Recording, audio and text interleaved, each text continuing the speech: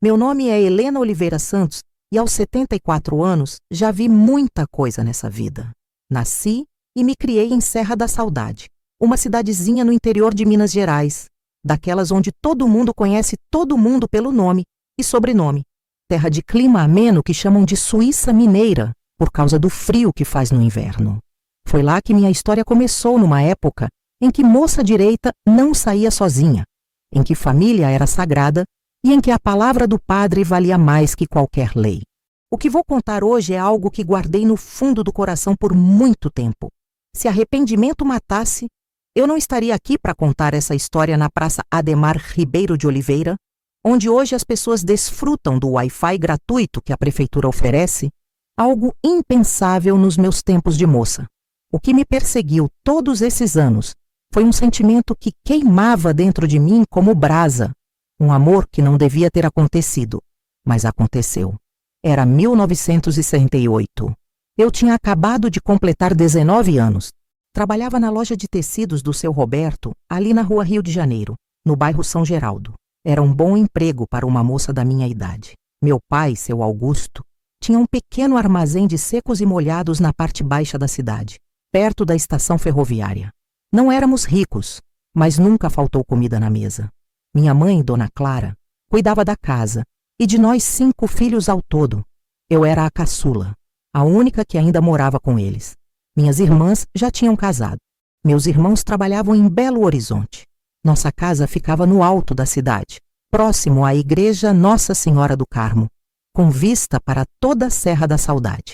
Uma casinha simples de alvenaria, com um quintal onde mamãe plantava couve e cebolinha, criava umas galinhas. Do quarto que dividia com minha irmã mais nova antes dela casar, dava para ver toda a cidade lá embaixo, as luzes acendendo no começo da noite, como pequenas estrelas terrenas. A rotina era sempre a mesma. Acordava cedo, ajudava a mamãe com o café da manhã, ia para a loja de tecidos, voltava para o almoço, retornava à loja e à noite frequentava a igreja, ou ficava em casa ouvindo rádio, costurando, conversando com os pais. Aos domingos, a missa era sagrada. Ninguém na nossa família ousava faltar, nem mesmo quando chovia forte ou quando alguém estava com um resfriado leve.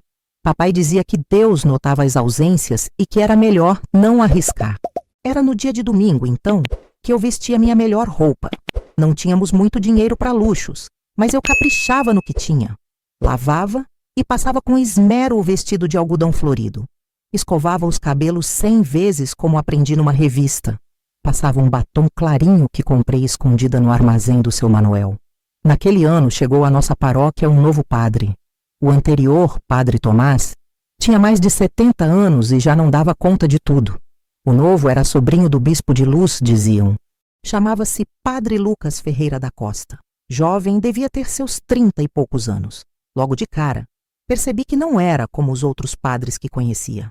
Não tinha aquela cara fechada, aquele ar de quem carrega o peso do mundo nas costas. Padre Lucas sorria, falava com todo mundo, das crianças aos idosos, e tinha uma voz. Aquela voz, quando lia o evangelho na missa, fazia até os descrentes prestarem atenção. A chegada dele movimentou a cidade. As beatas comentavam sem parar, algumas aprovando seu jeito moderno de celebrar a missa, outras torcendo o nariz para as mudanças que ele propunha. Os jovens, porém, adoravam. Ele criou um grupo de jovens, organizava retiros, tocava violão nas missas. Era como uma brisa fresca entrando na nossa igreja antiga e empoeirada. Lembro como se fosse hoje a primeira vez que nossos olhares se cruzaram. Era uma manhã de domingo. A igreja Nossa Senhora do Carmo, ali na Praça Central, estava cheia, como sempre. O cheiro de vela e incenso tomava conta do lugar. As beatas de sempre ocupavam os primeiros bancos com seus terços nas mãos enrugadas. Cheguei atrasada e meu pai me olhou com aquela cara que só os pais sabem fazer. Minha mãe me cutucou de leve, como quem diz para me comportar. Sentei no banco e levantei os olhos para o altar. Bem na hora em que Padre Lucas se virou para a assembleia e proferiu a saudação litúrgica. E naquele momento exato, seus olhos encontraram os meus. Foi como se o tempo parasse por um segundo, como se de repente só existíssemos nós dois naquela igreja cheia. Senti um calor subindo pelo meu rosto e abaixei a cabeça rápido, fingindo procurar algo na bolsa. Durante toda a missa, evitei olhar diretamente para ele, mas sentia seu olhar em mim de vez em quando. Era uma sensação estranha, nova, que eu nunca tinha experimentado antes. Depois, quando fui receber a comunhão, ele colocou a hóstia na minha língua e nossos olhos se encontraram novamente. Vi algo diferente ali, um brilho, uma hesitação, não sei explicar direito. Só sei que voltei para meu lugar com o coração batendo mais forte do que deveria. Minha mãe notou meu rosto vermelho e perguntou se eu estava bem.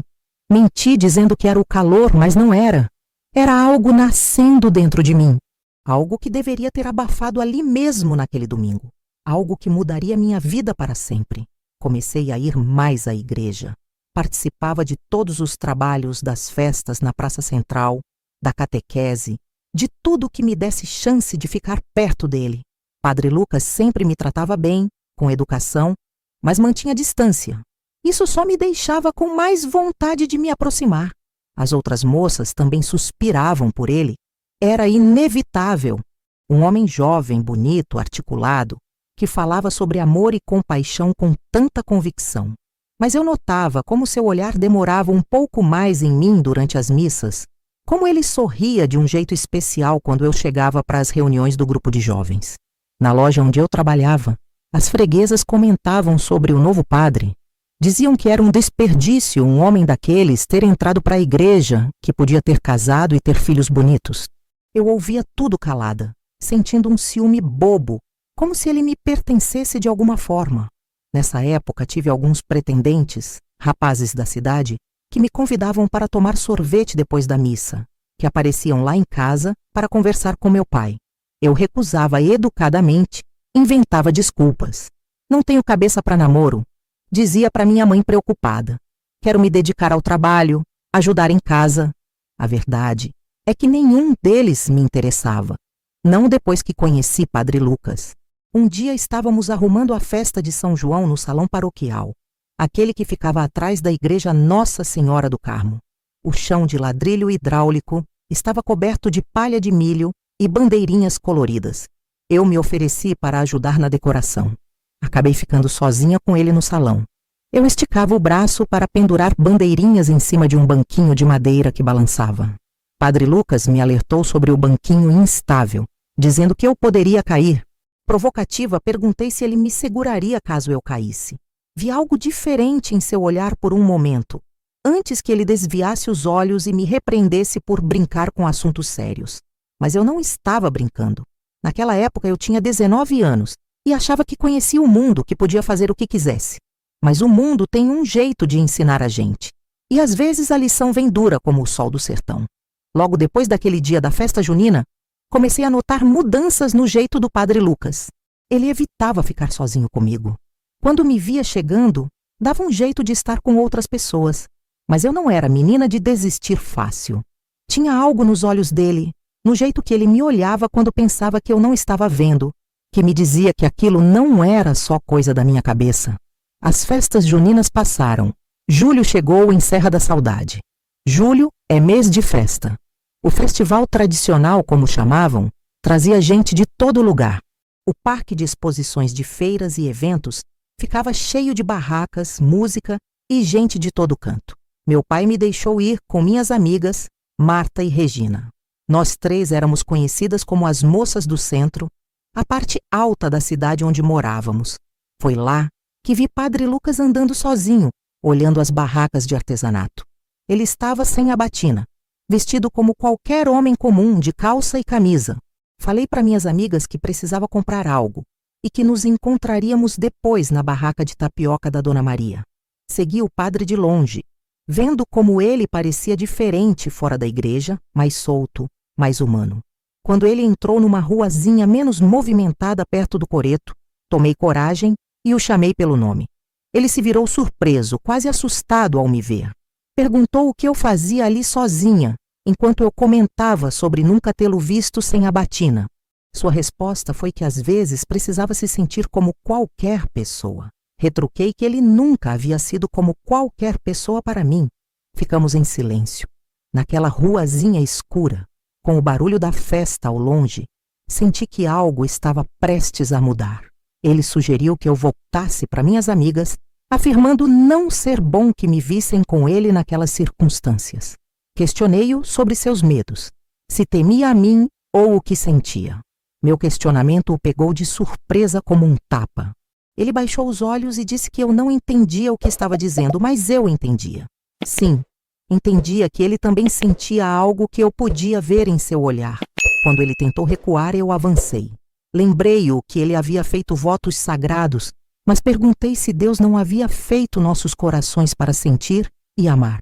Ele tentou me explicar sobre os diferentes tipos de amor, sobre sua vocação, sobre seus deveres para com Deus e a igreja, mas suas palavras soavam vazias, como se ele estivesse tentando convencer a si mesmo, não a mim.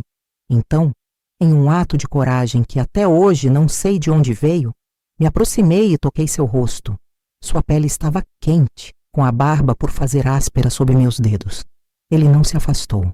Seus olhos estavam fixos nos meus, escuros, profundos, cheios de conflito. Chamei-o apenas de Lucas, sem o padre, pela primeira vez. Disse que sabia que ele também sentia algo por mim. E naquela noite morna de julho, sob as luzes coloridas da feira, que mal chegavam até nós, fizemos o que não devíamos ter feito. Nos beijamos, nos abraçamos, cometemos um pecado que mudaria tudo. Suas mãos seguraram minha cintura, me puxando contra ele. Minhas mãos se enredaram nos seus cabelos. O mundo desapareceu à nossa volta. Quando nos separamos, ambos ofegantes, vi lágrimas nos seus olhos. Ele pediu perdão a Deus, a mim, mas não havia arrependimento real na sua voz.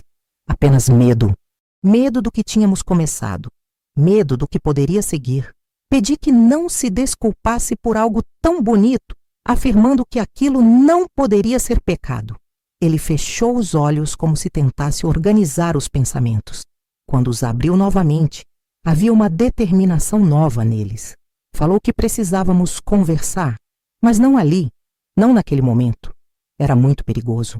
Combinou de nos encontrarmos na antiga capela de Santa Luzia, nos arredores da cidade, perto do rio Indaiá, uma igreja pequena e quase abandonada que poucos frequentavam. Disse que poderia ir com a desculpa de verificar o estado do prédio para reformas. Marcamos para o dia seguinte. Nos despedimos com um último beijo rápido, furtivo. Ele voltou para a multidão da feira, voltando a ser Padre Lucas para o resto do mundo. Observei-o se afastar, ainda sentindo o gosto dos seus lábios nos meus. Meu corpo inteiro vibrava como se tivesse despertado de um longo sono.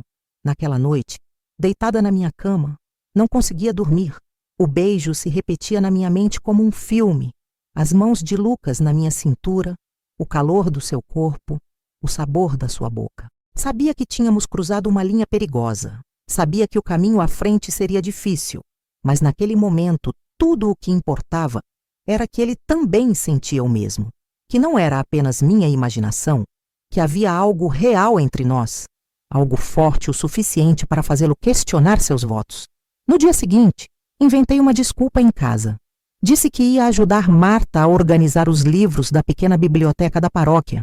Minha mãe não fez muitas perguntas, mas senti seu olhar desconfiado me seguindo até a porta. Peguei um atalho pela BR-262 e segui pela estrada de terra que levava à capela de Santa Luzia. Cheguei antes dele. A capela estava como eu lembrava. Pequena, simples, com sua torre sineira onde os pássaros agora faziam ninhos. A porta de madeira pesada estava trancada, mas as janelas laterais, sem os vitrais que um dia tiveram, permitiam que a luz entrasse, criando padrões no chão de pedra coberto por folhas secas, trazidas pelo vento. Sentei num banco de pedra ao lado da entrada, esperando. Meu coração batia tão forte que parecia que ia sair pela boca. Estava nervosa, ansiosa, com medo e, ao mesmo tempo, absolutamente certa do que queria. Então, ouvi passos e me levantei. Lucas vinha pela trilha vestido com sua batina preta, o que me surpreendeu. Achei que viria a paisana como no festival. Quando se aproximou, vi seu rosto sério, preocupado. Não era o rosto de um homem indo encontrar a mulher que havia beijado no dia anterior. Era o rosto de alguém carregando um peso enorme. Lucas comentou que havia passado a noite inteira rezando, pedindo a Deus que lhe mostrasse o caminho certo. Quando perguntei se ele havia mostrado, Lucas declarou que o que aconteceu entre nós tinha sido um erro, um momento de fraqueza que não poderia se repetir. Fiquei arrasada com suas palavras. Questionei como ele podia chamar de fraqueza o que tínhamos vivido. Ele não sabia que outro nome dar. Mencionou seus votos perante Deus, sua promessa de viver em castidade, servindo apenas à igreja. Disse que não podia quebrar esses votos. Lembrei que ele já havia quebrado ao me beijar, ao dizer que precisávamos conversar como se houvesse um nós para discutir. Ele insistiu que fora um erro que não repetiria. Quando questionei por que então me pedira para vir até ali, ele admitiu que me devia uma explicação, que precisava pedir perdão e deixar claro que não poderia acontecer novamente.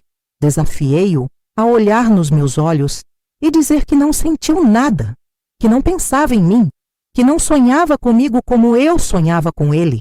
Finalmente, ele me olhou. Seus olhos estavam úmidos, brilhantes de lágrimas contidas. Disse que o que sentia não importava, apenas o que era certo. Perguntei quem decidia o que era certo, a igreja, Deus ou seu coração.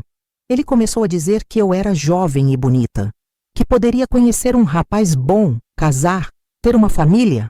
Respondi que não queria outro rapaz, que queria ele. Lucas exclamou que era padre. Rebati que era um homem primeiro, um homem que sentia, que desejava, que amava. Avancei ficando tão perto que podia sentir o calor do seu corpo, o cheiro da sua pele, misturado ao incenso que impregnava suas roupas. Pedi que dissesse, olhando nos meus olhos, que não me amava. Depois de um longo momento nos encarando, a poucos centímetros um do outro, algo pareceu quebrar dentro dele. Lucas me puxou para seus braços e me beijou novamente. Um beijo desesperado, cheio de paixão reprimida e medo. Suas mãos seguravam meu rosto como se eu fosse algo precioso e frágil. As minhas se agarravam à sua batina, tentando trazê-lo para mais perto. Quando nos separamos, ofegantes, ele encostou sua testa na minha e confessou que não conseguia ficar longe de mim, que tinha tentado, mas era como se eu tivesse despertado algo dentro dele que estava adormecido, algo que nem sabia que existia. Implorei para que não lutasse contra isso, que ficasse comigo, que encontraríamos um jeito. Ele se afastou um pouco, segurando minhas mãos nas suas. Questionou que jeito seria esse. Não podia deixar o sacerdócio assim, do dia para a noite, e mesmo se pudesse, o escândalo destruiria nossas vidas. Sugeri que fôssemos embora para Maceió, Salvador, longe dali, começar uma vida nova, onde ninguém nos conhecesse. Ele perguntou sobre meus pais, minha família, se eu abandonaria tudo. A pergunta me fez parar. Seria eu realmente capaz de deixar tudo para trás? Meus pais que tanto amava, meus irmãos, minha cidade. Imaginei a dor nos olhos de minha mãe, o desapontamento no rosto do meu pai.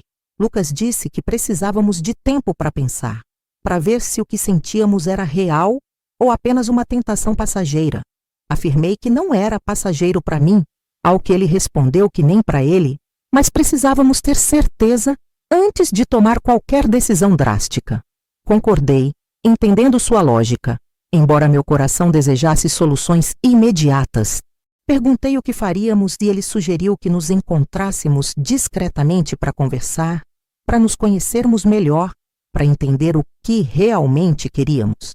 Quando sugeri que nos encontrássemos na capela, ele alertou que era arriscado, que poderiam notar suas visitas frequentes a um lugar que deveria estar abandonado. Então, mencionou o antigo engenho dos Cavalcante na saída para Águas Claras, que estava vazio há anos e ficava afastado da estrada principal.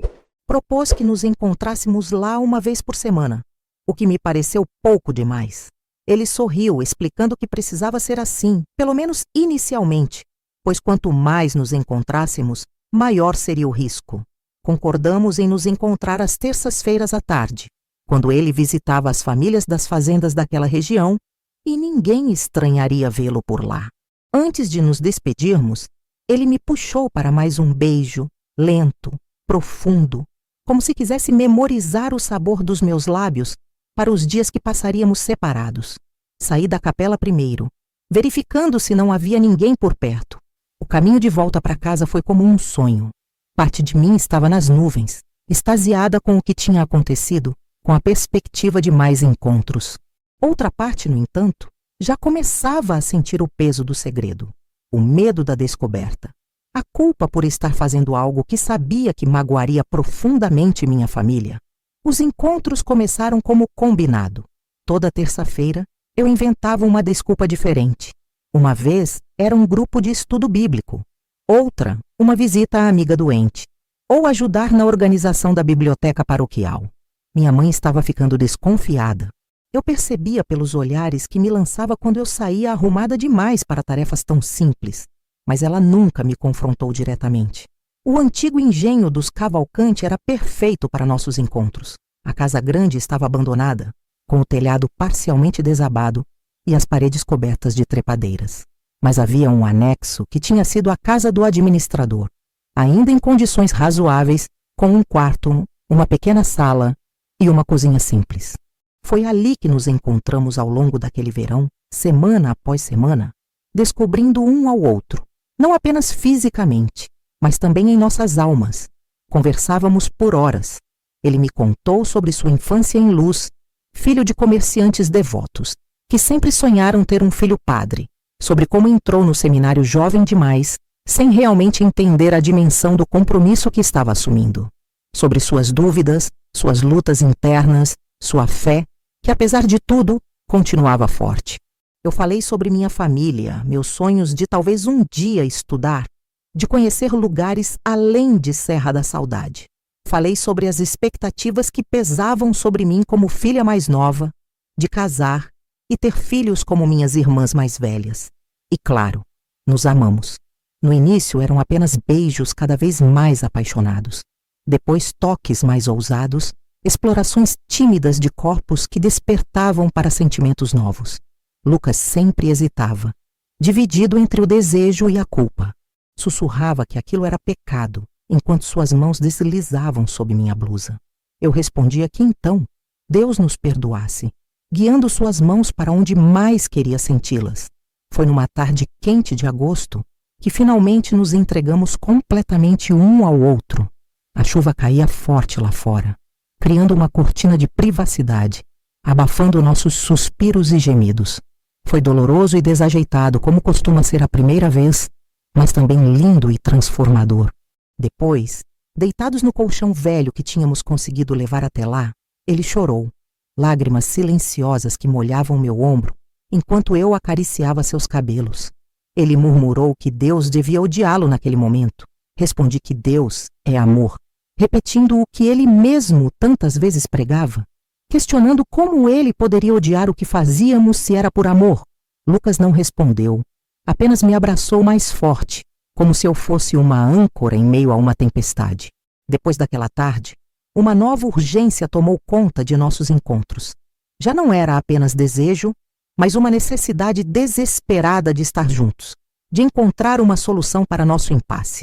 Lucas começou a falar mais seriamente sobre deixar o sacerdócio.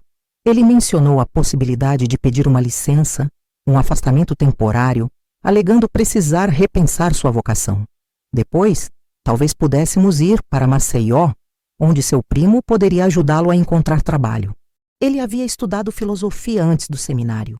Poderia dar aulas. Quando perguntei sobre nós, ele sugeriu que depois de um tempo, quando as coisas se acalmassem, poderíamos nos casar e ter uma vida normal. Como essas palavras soavam doces, impossíveis.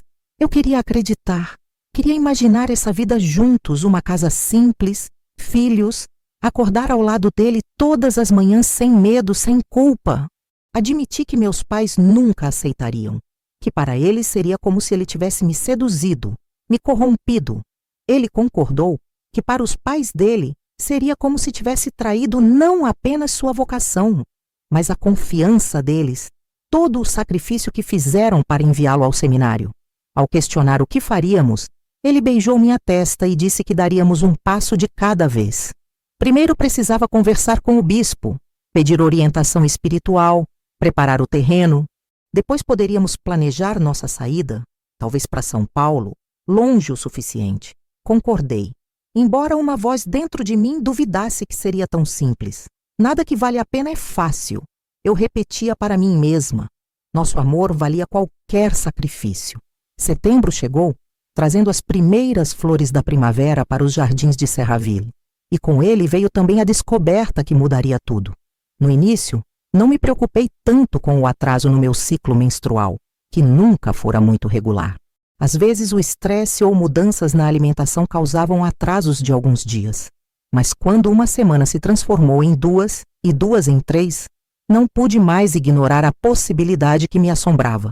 Eu poderia estar grávida. Os sinais estavam lá. O cansaço constante desde o despertar. Os enjoos matinais que disfarçava da minha mãe com desculpas de indisposição. A sensibilidade nos seios que nunca havia sentido antes. Ainda assim, tentava me convencer de que era apenas uma coincidência. Uma combinação de fatores que nada tinham a ver com uma gravidez. Minha mãe notou minha palidez enquanto eu a ajudava a descascar mandioca no quintal. Perguntou se eu estava me alimentando corretamente. Menti, dizendo que era apenas cansaço do trabalho na loja, que seu Roberto havia aumentado o meu horário. Ela me observou com aquele olhar materno que parece ver através das mentiras. Comentou também sobre minhas saídas frequentes, questionando se o grupo de jovens da paróquia não estava me sobrecarregando. Baixei os olhos para minhas mãos sujas de terra e respondi que não, que era importante ajudar na igreja, mencionando como o padre Lucas sempre dizia que os jovens eram o futuro da comunidade. Ao citar seu nome, senti meu rosto esquentar. Desde nossa conversa sobre ele possivelmente deixar o sacerdócio, nossos encontros tinham ficado ainda mais intensos, mais desesperados, como se cada momento juntos pudesse ser o último antes de uma grande mudança. Minha mãe murmurou, não parecendo muito convencida. Pediu que eu tomasse cuidado, comentando que o padre tinha olhos que não lhe agradavam. Quando perguntei o que queria dizer, ela descreveu-os como olhos famintos que olhavam demais para as moças. Fez o sinal da cruz, pedindo perdão a Deus por falar assim de um homem de batina, mas ressaltando que tinha seus pressentimentos. Fiquei em silêncio, o coração acelerado. Seria possível que ela desconfiasse de algo? Será que outros também notavam como Lucas me olhava durante as missas, durante as reuniões de pastoral? Respondi que ela estava imaginando coisas, que Padre Lucas era apenas dedicado, preocupado com os jovens. Ela deu de ombros, voltando a se concentrar na mandioca, mas acrescentou que eu era sua filha caçula, que já tinha visto muito na vida e só queria me proteger. Naquela noite, deitada em minha cama, as palavras da minha mãe ecoavam na minha cabeça. Se ela soubesse do que precisava me proteger, não seria do Padre Lucas, mas de mim mesma, das minhas próprias decisões imprudentes. E agora, talvez fosse tarde demais. Na manhã seguinte, tomei coragem e fui até a farmácia do seu Antônio, do outro lado da cidade, perto da Praça dos Esportes, onde ninguém me conhecia bem. Comprei um remédio que, segundo as mulheres mais velhas, poderia fazer o sangue descer se estivesse apenas atrasado. Eram ervas amargas que misturei com mel como indicado e tomei por 3 dias seguidos. Nada aconteceu, a não ser uma dor de estômago terrível que me fez perder um dia de trabalho. A realidade foi se tornando inescapável. Eu, Helena Oliveira Santos, filha de Augusto e Clara, moça de família de Serraville, estava grávida. E o pai era o homem que toda a cidade olhava com reverência. O homem que dirigia as almas para Deus, o homem que tinha feito votos de castidade perante o Altíssimo. Nosso próximo encontro estava marcado para a terça-feira seguinte. Foram os 7 dias mais longos da minha vida. Não conseguia comer direito, não conseguia dormir. Na loja, deixei cair uma peça de tecido caro na lama, o que me rendeu uma bronca de seu Roberto. Na missa de domingo, não tive coragem de olhar para Lucas, de receber a comunhão das suas mãos. Ele notou minha ausência na fila. Vi seus olhos me procurando na multidão, a preocupação em seu rosto. Quando finalmente chegou o dia, fui até o velho engenho dos Cavalcante com o coração pesado como chumbo. A tarde estava cinzenta, ameaçando chuva, como se o próprio céu compartilhasse do meu humor sombrio. Lucas já estava lá quando cheguei, sentado nos degraus de pedra da entrada, o rosto iluminando-se ao me ver. Ele começou a dizer que ficara preocupado ao não me ver na missa de domingo, mas as palavras morreram em seus lábios quando viu minha expressão. Levantou-se, a alegria dando lugar à preocupação. Perguntou o que havia acontecido. Entrei na casa sem responder, sentindo as pernas fracas. Sentei-me na cadeira velha que tínhamos trazido para a sala improvisada. Ele me seguiu, ajoelhando-se à minha frente, tomando minhas mãos frias entre as suas. Insistiu para que eu falasse, dizendo que estava assustado. Respirei fundo, tentando encontrar as palavras certas, mas não havia palavras certas para o que precisava dizer. Então simplesmente falei direta, sem rodeios, que estava esperando um filho.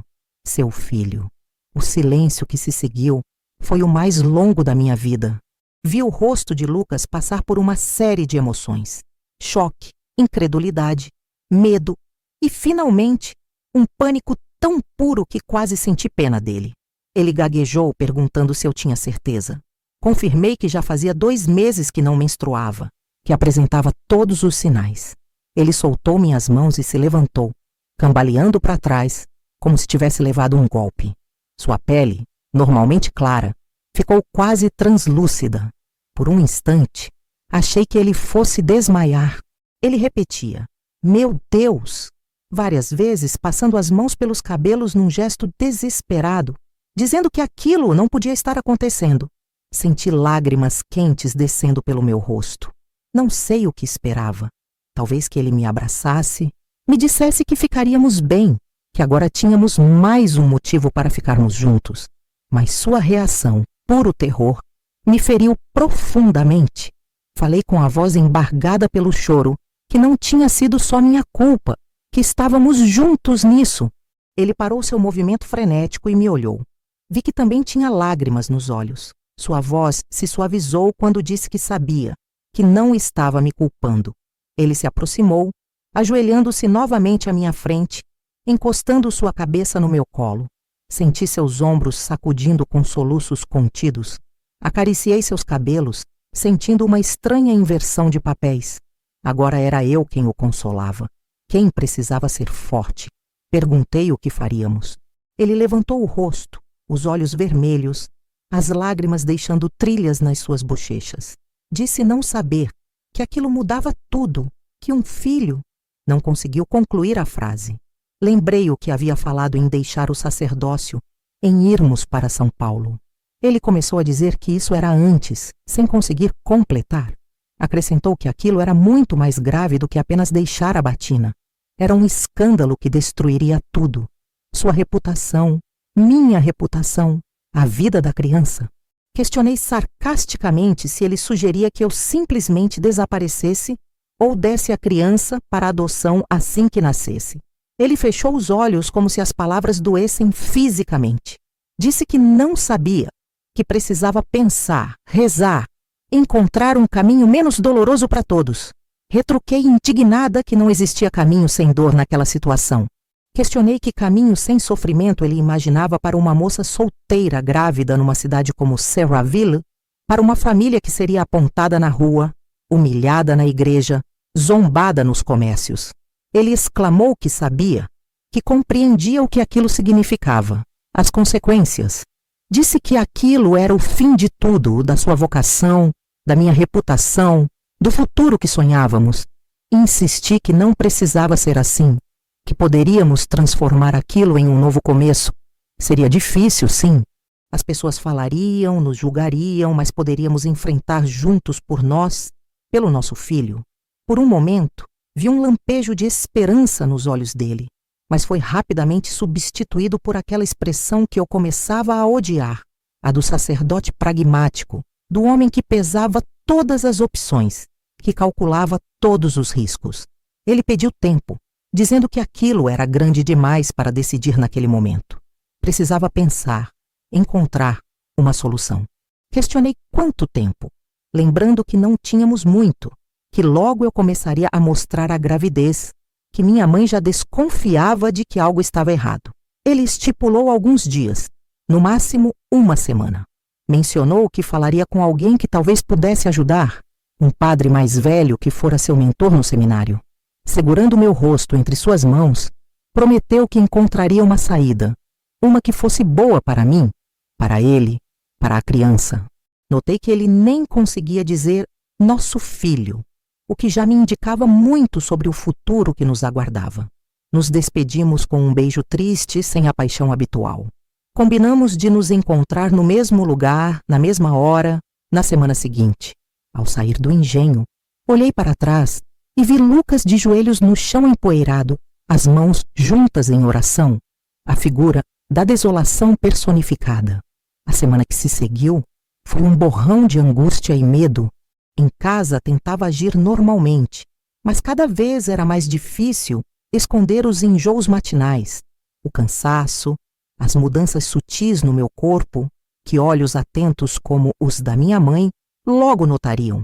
No trabalho, seu Roberto me chamou num canto após eu derrubar pela terceira vez na semana uma pilha de tecidos que estava organizando. Perguntou se eu estava doente ou precisando de folga. Respondi que não, que estava apenas um pouco distraída e me desculpei, prometendo que não se repetiria. Ele me olhou com desconfiança, mas não insistiu no assunto. Antes de voltar para o balcão, porém, colocou a mão no meu ombro e disse que se eu precisasse conversar, a porta da casa dele sempre estaria aberta, que Dona Júlia gostava muito de mim. Foi um gesto de bondade que quase me fez desabar ali mesmo. Se ao menos fosse tão simples quanto conversar com o patrão e sua esposa. Na igreja, evitei ao máximo cruzar com Lucas. Fui à missa na paróquia de Santa Rita, no outro extremo da cidade, sob protestos da minha mãe, que não entendia por que eu queria ir tão longe quando tínhamos a igreja matriz bem pertinho. Inventei uma história sobre uma novena especial que estava sendo feita lá, a qual tinha prometido participar. A terça-feira demorou uma eternidade para chegar. Quando finalmente chegou, fui até o engenho dos Cavalcante com o coração um pouco mais leve. A semana de reflexão devia ter ajudado Lucas a organizar as ideias, a encontrar uma solução prática para nosso problema. Talvez ele já tivesse até falado com o bispo, preparado o terreno para sua saída da igreja. Mas quando cheguei, o engenho estava vazio. Esperei 1 hora, 2, até o sol começar a se pôr, tingindo o céu de vermelho sangue. Ele não apareceu. Voltei para casa confusa, assustada, sentindo-me traída. No dia seguinte, fui até a igreja matriz determinada a encontrá-lo. A senhora que limpava o altar me disse que Padre Lucas tinha viajado. Quando perguntei para onde e quando voltaria, ela respondeu que não sabia direito, que o bispo de Palmeira o havia chamado com urgência e que o padre Tomás, aquele velhinho que tinha se aposentado, cobriria as missas por enquanto. Senti o mundo girando à minha volta. Ele tinha ido embora sem me avisar, sem me dar satisfação. Tinha fugido do problema, de mim, do nosso filho. Foi quando comecei a ouvir os cochichos. O bispo de Palmeira tinha chamado o padre Lucas para uma missão especial no interior da Bahia, onde faltavam sacerdotes. Outros diziam que ele tinha pedido para ir para um mosteiro em Olinda para fazer retiro espiritual. As beatas da igreja disputavam quem tinha a informação mais precisa, quem conhecia melhor os detalhes da partida repentina do jovem e querido padre. Ninguém, claro, relacionava sua partida à moça pálida da loja de tecidos, que agora carregava no ventre o segredo mais explosivo de Saraville. Os dias que se seguiram foram os mais sombrios da minha vida. A cada manhã, acordava com a esperança de que tudo não passasse de um pesadelo, que Lucas voltaria, bateria à minha porta, diria que tinha encontrado uma solução, que ficaríamos juntos. Mas ele não voltou. Nenhuma carta, nenhum recado. Minha mãe percebia que algo estava errado. Me encontrou chorando várias vezes. Perguntava o que estava acontecendo. Eu inventava desculpas. Briguei com uma amiga. Estou cansada do trabalho. Li um livro triste. Ela fingia acreditar, mas seus olhos diziam que sabia que era algo mais profundo. Enquanto isso, minha barriga, ainda imperceptível para os outros, começava aqui a ganhar uma firmeza que só eu notava. Meus seios ficavam mais pesados. Os enjoos matinais não davam trégua. Não podia mais negar a realidade. Carregava o filho de um padre que havia fugido de sua responsabilidade. Foi nesse momento de desespero que recebi uma carta sem remetente, apenas meu nome no envelope. A letra eu reconheceria em qualquer lugar. A caligrafia elegante de Lucas, que eu tinha admirado tantas vezes nos folhetos paroquiais, nos avisos da missa. Com mãos trêmulas, abriu o envelope. Dentro, uma carta breve e um maço de dinheiro. A carta dizia apenas: Helena, perdoe-me. Não tive forças para enfrentar isso. Vou para um mosteiro em Olinda fazer retiro espiritual por tempo indeterminado. Pedi transferência para outra diocese depois. Este dinheiro é para ajudá-la. Busque ajuda, talvez com sua família. Rezo por você e pela criança todos os dias. Que Deus nos perdoe. Não havia assinatura, não precisava. Cada palavra era uma facada no meu coração. Ele não voltaria. Ele havia escolhido sua batina sobre nós. Ele havia me abandonado. Rasguei a carta em pedaços minúsculos, as lágrimas embaçando minha visão. O dinheiro, porém, guardei. Orgulho não encheria a barriga de criança, nem pagaria parteira quando a hora chegasse. Foi minha tia Lourdes quem me salvou. Irmã mais nova da minha mãe, ela morava sozinha em Rio Claro, cidade vizinha a Serraville. Era viúva, não tinha filhos, vivia numa casinha simples.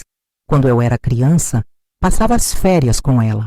Era uma mulher de poucas palavras, mas de coração enorme. Juntei coragem e fui visitá-la num domingo. Não podia mais guardar aquele segredo sozinha. Ia explodir. Precisava de alguém para conversar, para aconselhar, alguém que não me julgasse imediatamente. E tia Lourdes sempre teve esse jeito de ouvir sem condenar. Contei tudo para ela, desde o primeiro olhar trocado na igreja até a carta covarde. Chorei como nunca tinha chorado antes, ali na cozinha simples dela, com cheiro de café recém-coado e bolo de milho no forno.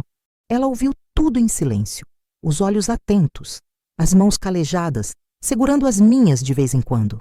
Quando terminei meu relato, esperava talvez um sermão, talvez decepção, mas tia Lourdes apenas suspirou, passou a mão pelos cabelos grisalhos e disse que eu tinha uma cruz pesada para carregar, mas que não precisava carregar sozinha. Ela me ajudaria. Seu plano era simples. Eu diria aos meus pais que ela estava doente e precisava de ajuda. Iria morar com ela por um tempo, até a criança nascer. Depois decidiríamos o que fazer. Era uma solução temporária, ela admitia, mas nos daria tempo para pensar. Voltei para casa com uma sensação estranha no peito, uma mistura de alívio e medo. Alívio por ter compartilhado meu segredo, por ter um plano, por não estar completamente sozinha. Medo pelo que estava por vir, pelo que meus pais diriam quando soubessem, pelo futuro incerto do meu filho. Não foi difícil convencer meus pais. Tia Lourdes realmente não andava bem de saúde. Tinha reumatismo que a incomodava nos dias frios, além de pressão alta. A ideia de que eu fosse ajudá-la por uns tempos pareceu sensata para eles. Mamãe até disse que era bom eu aprender a cuidar de uma casa sozinha, que já estava na idade. Assim, num sábado de outubro, parti para Rio Claro com 2 malas e o coração pesado. A despedida dos meus pais foi dolorosa. Não porque fosse longa. Rio Claro ficava a menos de 2 horas de viagem. Eu poderia visitar nos finais de semana, mas porque sabia que estava saindo com uma mentira e sabia que quando voltasse, nada seria como antes. Rio Claro era uma cidade ainda menor que Serraville. Apenas uma praça central, algumas ruas de paralelepípedos, casas simples, uma igreja. Não tinha o clima ameno de Serraville. Era mais quente, mais seco, mas tinha a vantagem de que poucos me conheciam ali. Poderia ser apenas mais uma moça, ajudando a tia doente, sem olhares curiosos, sem perguntas indiscretas. A casa de tia Lourdes ficava numa rua lateral, afastada do centro. Era pequena, mas aconchegante. 2 quartos, sala e cozinha juntas, um quintal com algumas galinhas, pés de acerola e pitanga. O banheiro era do lado de fora, uma construção anexa, simples, mas limpa. Minha tia tinha preparado o quarto de hóspedes para mim, o que antes tinha sido o quarto do meu tio, falecido há mais de 10 anos. Tinha uma cama de solteiro, uma penteadeira, um guarda-roupa antigo. Na janela, cortinas de renda que ela mesma tinha feito. Este será seu cantinho enquanto estiver aqui, ela disse, ajudando-me a desfazer as malas. Se precisar de algo mais, é só dizer. Foi ali, naquele quarto simples, naquela casa de piso de cimento queimado e paredes de cal, que passei os meses mais transformadores da minha vida. O tempo em Rio Claro passou devagar. Os dias se arrastavam, um igual ao outro. Acordava cedo, ajudava a tia Lourdes com o café da manhã, depois nas tarefas da casa. À tarde, sentávamos na varanda pequena e eu bordava. Minha tia tinha me ensinado o ponto cruz. Dizia que era bom para acalmar a mente. Ela tricotava pequenas peças para o bebê, casaquinhos, sapatinhos, mantas. À noite, ouvíamos rádio, conversávamos sobre tudo e sobre nada. Tia Lourdes me contava histórias da família, de quando ela e mamãe eram meninas. Histórias que eu nunca tinha ouvido antes. Falava do meu avô, homem severo, mas justo. Da minha avó, que morreu cedo demais de tuberculose. De como foi difícil para as duas se criarem sem mãe, com um pai que não sabia demonstrar afeto. Ouvia fascinada, vendo minha própria mãe sob uma nova luz, entendendo melhor a dureza dela, a preocupação constante, o medo que tinha de que algo ruim acontecesse com os filhos. Mamãe tinha perdido a mãe muito cedo, tinha aprendido que a vida podia ser cruel, que era preciso se proteger. Ela vai sofrer muito quando souber. Comentei uma noite, enquanto tomávamos chá de erva cidreira na cozinha. Vai achar que falhou como mãe. Tia Lourdes balançou a cabeça. Clara sempre foi muito dura consigo mesma. Acha que pode controlar tudo, proteger todo mundo, mas a vida não é assim. Todo mundo erra, todo mundo cai. O importante é como a gente se levanta depois. Acha que ela vai me perdoar algum dia? Vai. Talvez não logo, talvez não facilmente, mas vai. Sangue é sangue. E quando ela ver a carinha desse bebê, vai ser impossível não amar. Eu queria acreditar nisso. Queria acreditar que minha família não me rejeitaria completamente, que haveria um caminho de volta. Enquanto isso, minha barriga crescia, tornando-se impossível de disfarçar. Já não ia à cidade, com medo de encontrar alguém conhecido. Tia Lourdes fazia as compras, levava meus recados. Quando alguém perguntava por mim, ela dizia que eu estava ajudando em casa, cuidando dela. No terceiro mês, em Rio Claro, mamãe veio me visitar. Foi uma visita tensa. Ela olhava para mim de um jeito estranho, notando a mudança no meu corpo, mesmo sob as roupas soltas que eu usava. Não perguntou nada, mas seus olhos diziam tudo.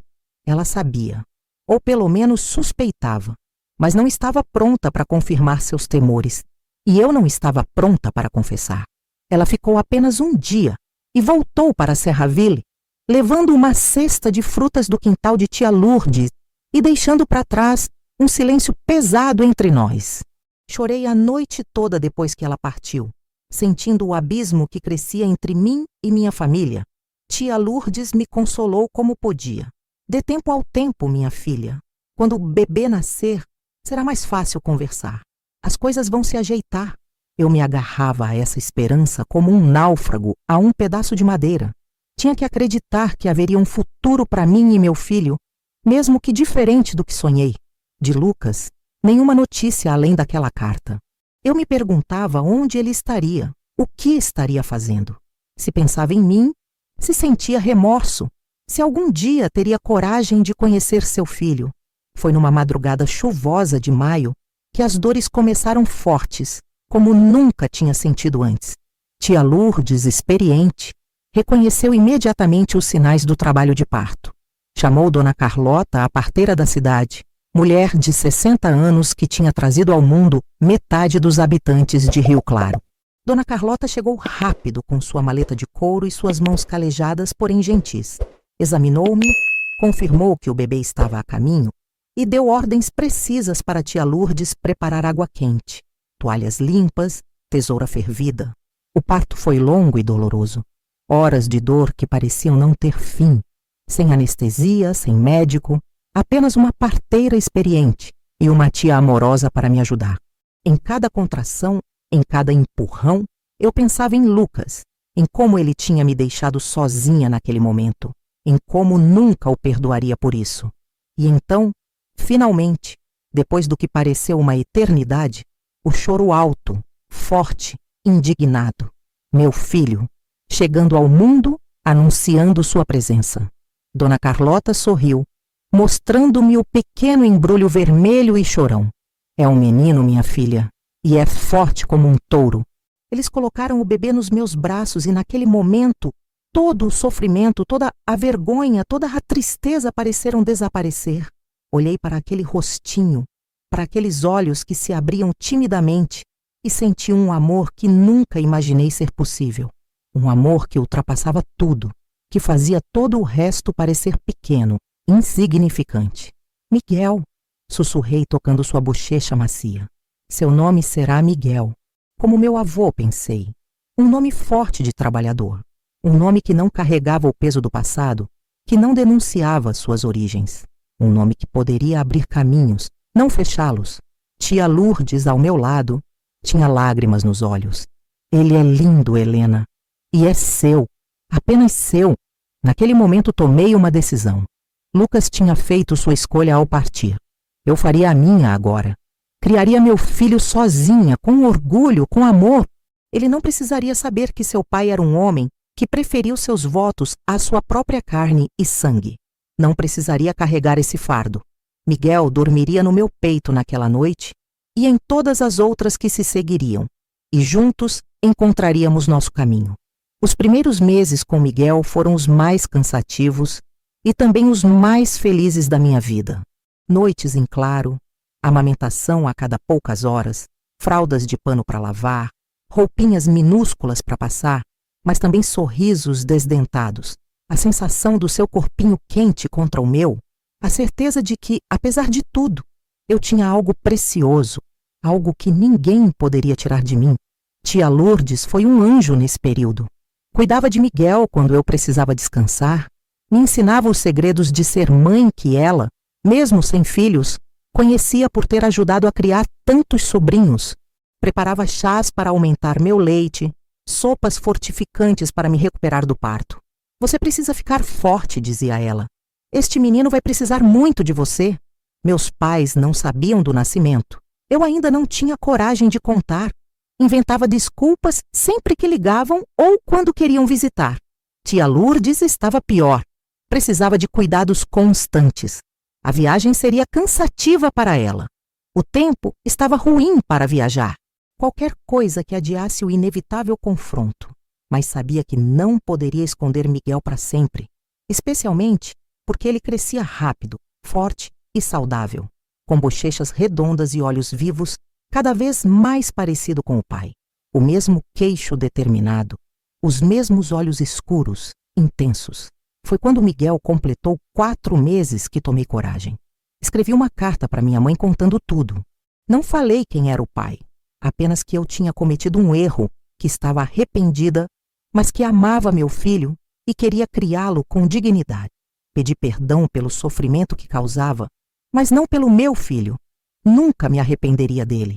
A resposta veio na forma da presença.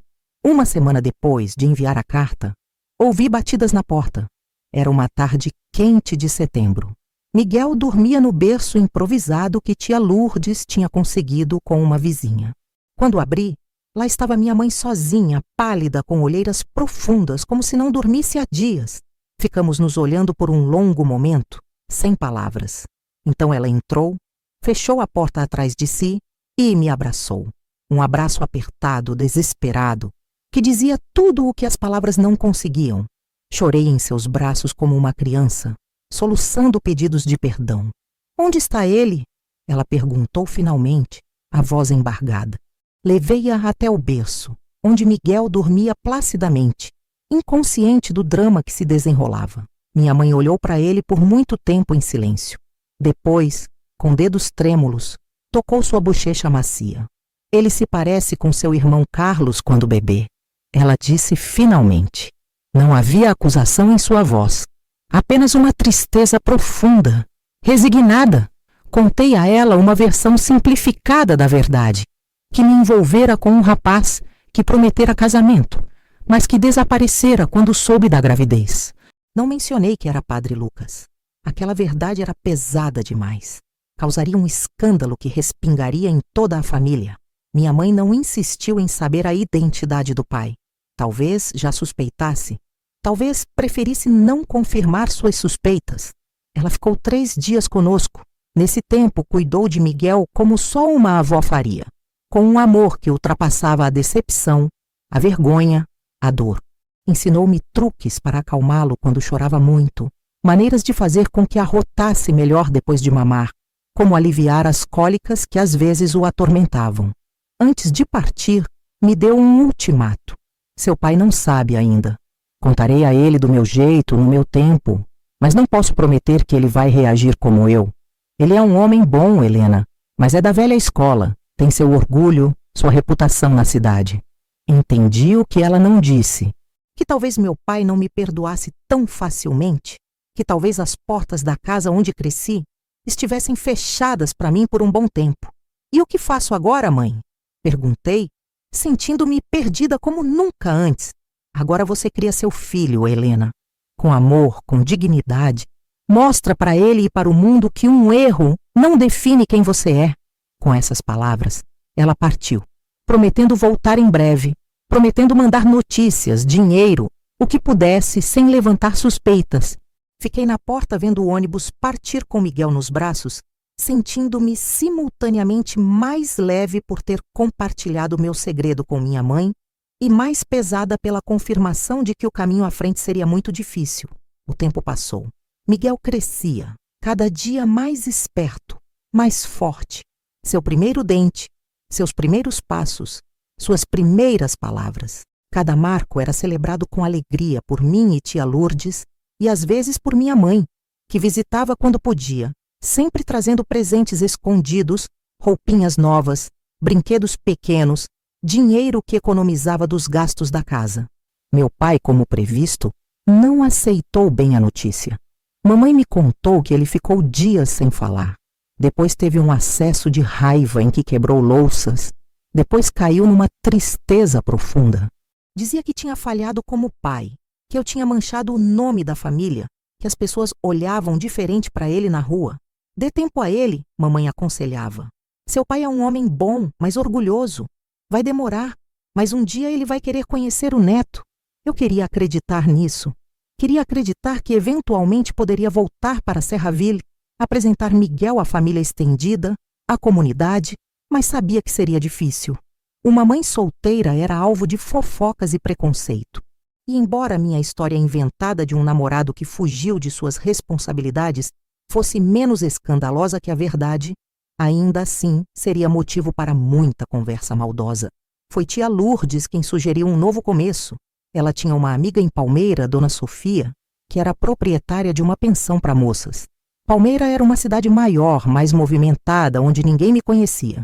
Lá eu poderia recomeçar, encontrar um emprego, criar Miguel sem o peso do passado. Você não pode ficar aqui para sempre, minha filha, ela disse. Esta casa é sua por quanto tempo precisar. Você sabe disso. Mas Rio Claro é pequena demais. As pessoas já começam a perguntar sobre o menino. Logo as fofocas vão chegar até Serraville. É melhor você ir para mais longe, começar uma vida nova. No fundo, eu sabia que ela tinha razão. Já tinha passado mais de 1 ano desde que deixara Serraville. Miguel já estava com 15 meses, andando, começando a falar algumas palavras. Não podia ficar escondida para sempre. Precisava construir um futuro para nós dois. Tia Lourdes escreveu para Dona Sofia, contando uma versão modificada da minha história, que eu era viúva, que meu marido morrera antes do nascimento do filho. A história da viúves era mais aceitável socialmente, abriria mais portas. Dona Sofia respondeu prontamente, oferecendo um quarto na pensão e a promessa de ajudar a encontrar trabalho. A despedida de tia Lourdes foi uma das coisas mais difíceis que já fiz. Aquela mulher simples, de mãos calejadas e coração enorme, tinha sido mais que uma tia. Tinha sido amiga, conselheira, quase uma mãe nos meses mais difíceis da minha vida. Prometi escrever, mandar notícias de Miguel, visitá-la sempre que possível. Vou sentir falta de vocês dois, ela disse com lágrimas nos olhos enquanto abraçava Miguel pela última vez. Mas é o melhor. Vá construir sua vida, minha filha.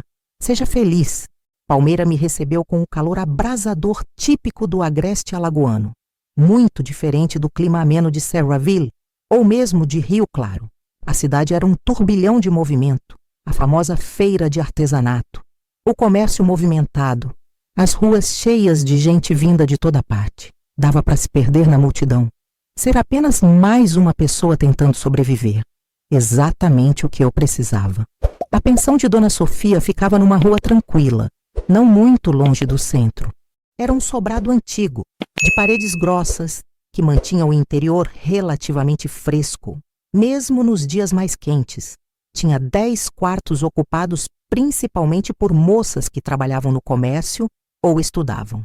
O meu era pequeno, mas limpo, com espaço suficiente para uma cama de solteiro, um berço para Miguel e uma pequena cômoda. Dona Sofia era uma senhora robusta, de 60 e poucos anos, viúva como eu supostamente era. Tinha olhos bondosos e um jeito prático de lidar com as coisas.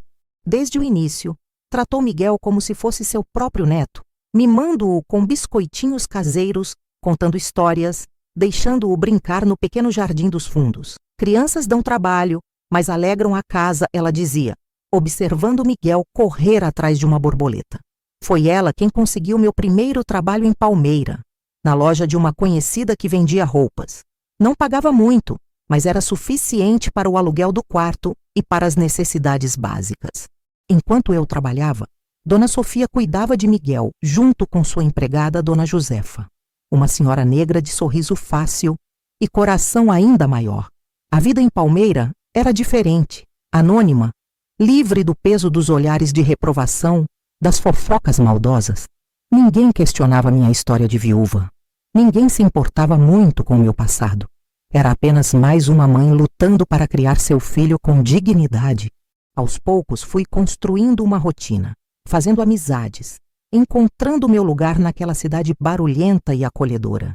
Minha mãe escrevia regularmente, mandando notícias de Serraville, da família.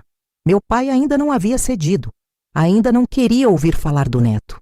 Mas meus irmãos, especialmente Carlos, o mais velho, demonstravam interesse em conhecer Miguel. Um dia, mamãe escrevia, quando as feridas cicatrizarem um pouco, você poderá trazer Miguel para conhecer a família. Eu esperava por esse dia, mas não depositava todas as minhas esperanças nele. Tinha aprendido que a vida raramente segue os planos que fazemos. Às vezes, é preciso criar novos caminhos, seguir em frente, deixar para trás o que não podemos mudar. Para complementar minha renda, comecei a costurar à noite depois que Miguel dormia. Tinha aprendido o ofício com minha mãe e minhas mãos sempre foram habilidosas com agulha e linha. Comecei fazendo pequenos reparos para as outras moças da pensão. Depois, vestidos simples, blusas, saias. Logo tinha uma pequena clientela fiel que apreciava meu trabalho cuidadoso, meus acabamentos perfeitos. Miguel crescia forte e saudável, alheio às complicações que cercavam sua origem. Para ele, éramos apenas nós dois contra o mundo, com o apoio de Dona Sofia, Dona Josefa e mais tarde das amizades que fui construindo. Ele era um menino alegre, curioso, esperto como só ele e, inegavelmente, cada dia mais parecido com o pai. Quando começou a fazer perguntas sobre o Papai do Céu, não Deus, mas o pai que ele acreditava ter morrido, inventei histórias. Mostrei-lhe uma foto recortada de uma revista antiga, um rapaz de boa aparência que poderia facilmente ser seu pai. Disse-lhe que seu pai tinha sido um homem bom, trabalhador, que Deus levou cedo demais. Era mais fácil assim. Os anos passaram. Miguel entrou na escola, aprendeu a ler, mostrou aptidão para matemática. Ele tem cabeça para os números, dizia orgulhosamente sua professora nas reuniões da escola. Aos 10 anos, já me ajudava com as contas das clientes, somando os valores, calculando os trocos, tudo de cabeça. Nessa época, já tínhamos deixado a pensão de Dona Sofia. Aluguei uma casinha simples de 2 quartos, perto da escola de Miguel.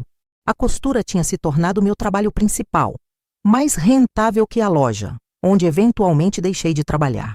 Tinha uma clientela fiel, senhoras de classe média, que apreciavam meus vestidos bem acabados, minhas blusas com bordados delicados. A vida seguia, não da forma que eu tinha imaginado aos 19 anos, quando me apaixonei pelo padre novo da paróquia, mas de uma forma digna. Uma vida que eu tinha construído com minhas próprias mãos, apesar dos erros e tropeços. De Lucas, nenhuma notícia direta além daquela carta. De vez em quando, através de conhecidos que tinham parentes em Serraville, ouvia fragmentos de informações que ele tinha saído do mosteiro em Olinda após alguns anos, que tinha pedido transferência para o sul, para uma paróquia no interior, onde ninguém o conhecia, que nunca mais pôs os pés em Serraville. Eu me perguntava se ele pensava em nós, se tinha curiosidade sobre o filho que nunca conheceu, se a culpa o corroia tanto quanto a mágoa me corroia. Mas com o tempo, até isso foi perdendo importância. Lucas se tornou uma lembrança distante, um erro da juventude, um capítulo fechado. Miguel era meu presente, meu futuro, minha redenção. Quando Miguel completou 17 anos, aconteceu algo que mudou o rumo da nossa história novamente. Ele chegou da escola com um papel na mão, o rosto iluminado pela maior alegria que já vi. Tinha passado no exame para trabalhar no Banco do Estado. Era um emprego seguro, respeitável, com bom salário, uma conquista enorme para um menino de periferia, criado apenas pela mãe. O senhor Nogueira do banco diz que nunca viu ninguém com tanta facilidade para números.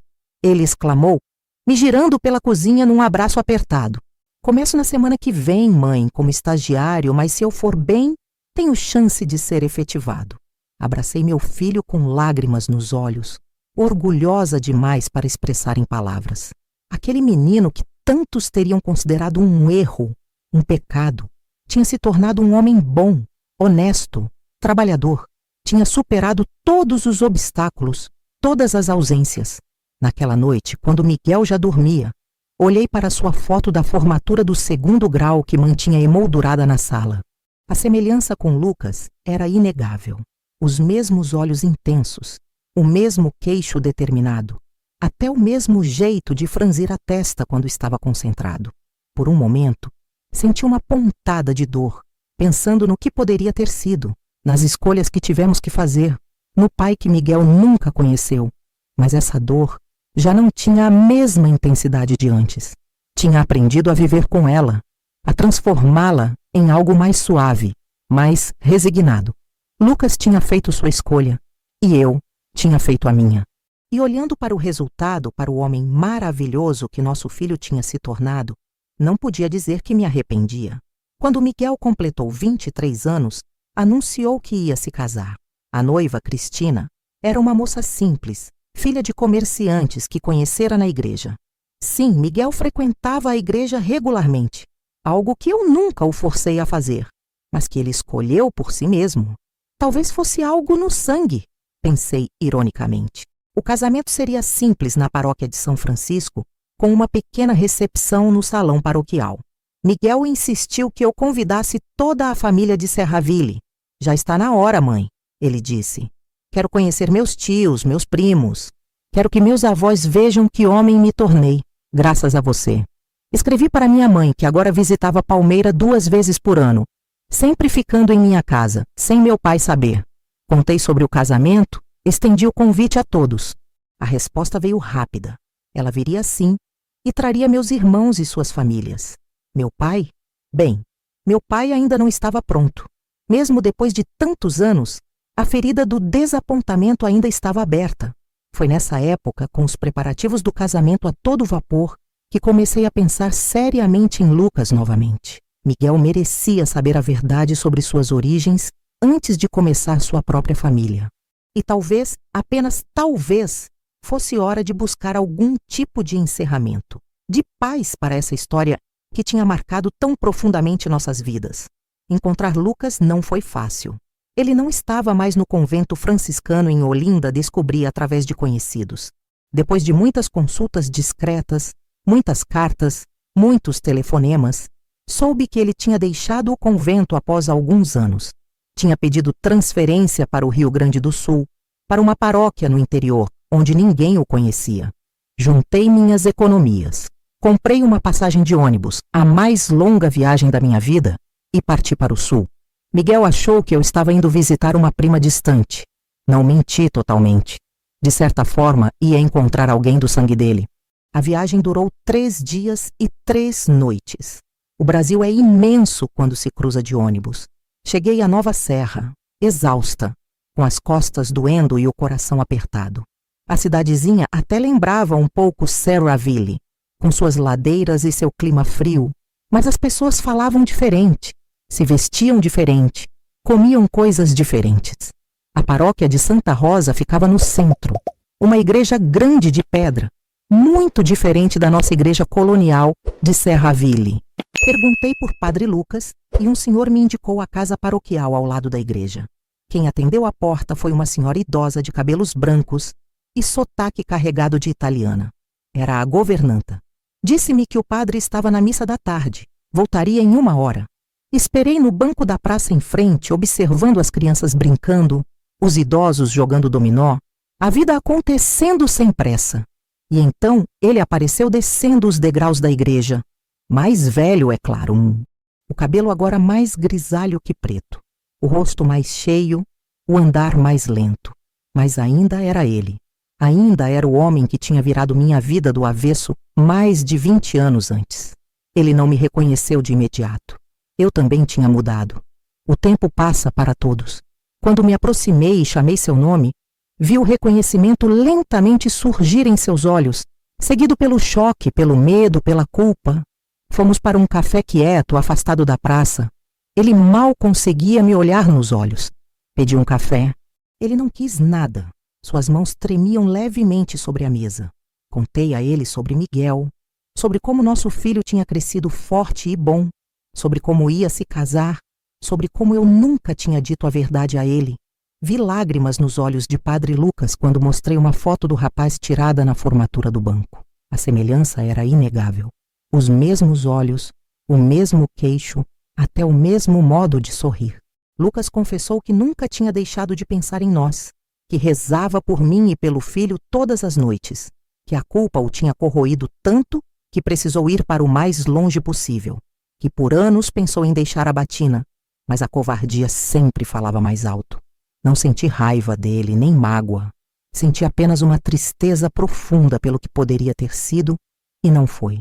Pelos sonhos que enterramos, pela família que nunca formamos, pelos anos que perdemos.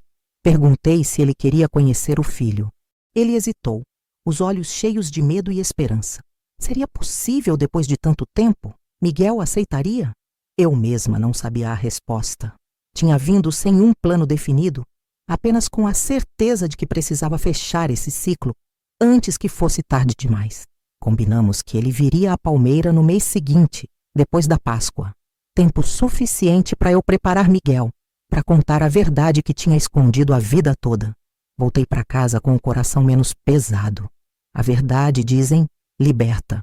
E depois de tantos anos carregando o peso do segredo, finalmente sentia que poderia me libertar.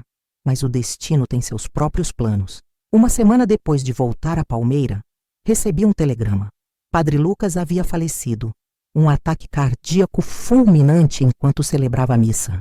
Morreu no altar, consagrando o pão e o vinho. Talvez tenha sido a forma que Deus encontrou de perdoá-lo, de chamá-lo de volta, enquanto exercia o sacerdócio que nunca abandonou. Não fui ao enterro. Não podia deixar Miguel, não podia levantar suspeitas. Chorei sozinha